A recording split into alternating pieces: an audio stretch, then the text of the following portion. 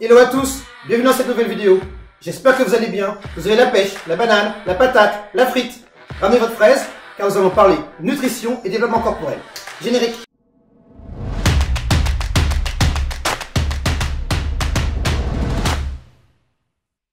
Il y a une chose importante que vous devez savoir. Je me suis rhabillé parce que passer sa vie buste nu sur les réseaux sociaux, ça a quand même ses limites.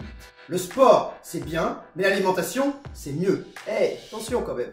Ok, j'abuse, c'est pas mieux, mais disons que l'alimentation est importante, pour ne pas dire primordiale. 70 à 80% des résultats que l'on obtient en matière de développement corporel sont liés à la nutrition. Quoi?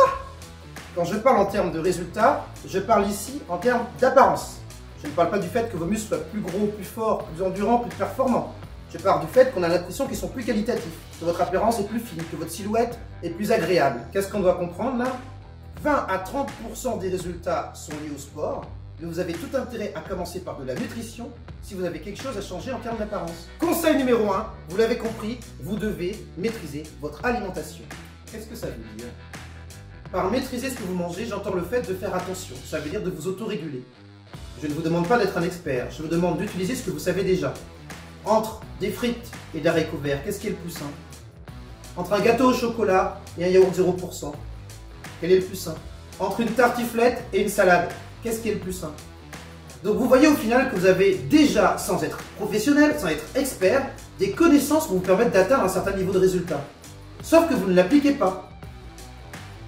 Vous ne l'appliquez pas pourquoi? Et c'est mon conseil numéro 2. Tout simplement parce que vous êtes focalisé sur les résultats. Oui, nous vivons dans un monde dans lequel les résultats sont jugés dans l'immédiateté. Nous avons une perte de patience. Nous voulons que tout aille vite. Nous voulons nous faire opérer plutôt que de faire du sport pour maigrir. Nous préférons prendre des pilules miracles plutôt que de changer notre alimentation. Soyez orientés, but, objectif. Le but, l'objectif est un espoir, une volonté. Il est source de motivation. Le résultat est un constat. On observe et on peut juger. Personne n'aime être jugé. Et si vous vous jugez vous-même, vous allez être plus dur que quelqu'un d'autre. Vous allez estimer que ce n'est jamais assez. Vous allez perdre votre volonté, perdre votre espoir, perdre l'objectif pour vous dire « je n'y arriverai jamais ». Conseil numéro 3. Ayez confiance en vous. Oui, la confiance en soi change tout. Il s'agit de dire « je vais y arriver ». C'est sûr, certain. Peut-être que je prendrai plus de temps que les autres. Peut-être que je serai moins adroit. Peut-être que je vais galérer. Mais je vais y arriver parce que je me connais et parce que je suis capable de le faire. Nous sommes tous capables d'accomplir de grandes choses. Nous sommes tous capables d'atteindre nos objectifs. Nous sommes tous capables de nous surpasser. Encore faut-il croire en soi. Encore faut-il être prêt à faire face à l'adversité. Encore faut-il être prêt à échouer et à recommencer autant que nécessaire. Ce qui m'amène au conseil numéro 4. Attention au régime. Attention au régime, au fameux effet yo-yo. Vous commencez un régime aujourd'hui, on vous pèse. On vous repèse dans 10 ans, il y a de grandes chances que vous soyez plus lourd que maintenant. Les régimes ne sont pas forcément bons pour la santé. Attention toutefois, je ne suis pas en train de vous dire qu'il ne faut pas en faire. Je suis simplement en train de vous dire que c'est une histoire de spécialistes.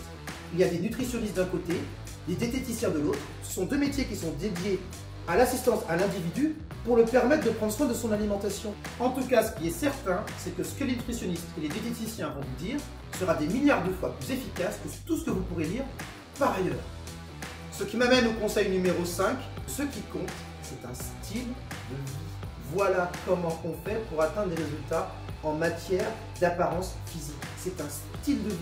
C'est ce qui va vous permettre de faire attention à vos aliments. C'est ce qui va vous permettre d'avoir confiance en vous. Ce qu'il faut savoir, c'est qu'il y a beaucoup trop d'individus qui pensent que les choses sont impossibles, mais parce qu'ils n'ont pas le style de vie adéquat. Ils abandonnent vite en se disant que c'est un état de fait, ce qui n'est pas vrai. Quelqu'un qui adopte un style de vie met en œuvre psychiquement des choses pour pouvoir ordonnancer ses choix, ses orientations. Ça veut dire simplement qu'il va se dire, par exemple, il est plus important pour moi de surveiller mon alimentation que de rester obèse. Il est plus important pour moi de me former sur telle ou telle chose plutôt que de rester dans l'ignorance. Et ainsi de suite. Il y a différentes façons de faire. Certaines personnes pèsent les aliments, mais ce n'est pas non plus nécessaire. Par exemple, dans mon style de vie, je ne pèse rien. Je ne veux pas peser, ça ne m'intéresse pas. Je ne pèse pas les aliments, mais encore mieux, je ne pèse pas moi-même. Ça ne m'intéresse pas non plus. Je suis plus focalisé sur le fait de faire attention et d'être motivé plus que sur les résultats que ça pourrait me faire avoir.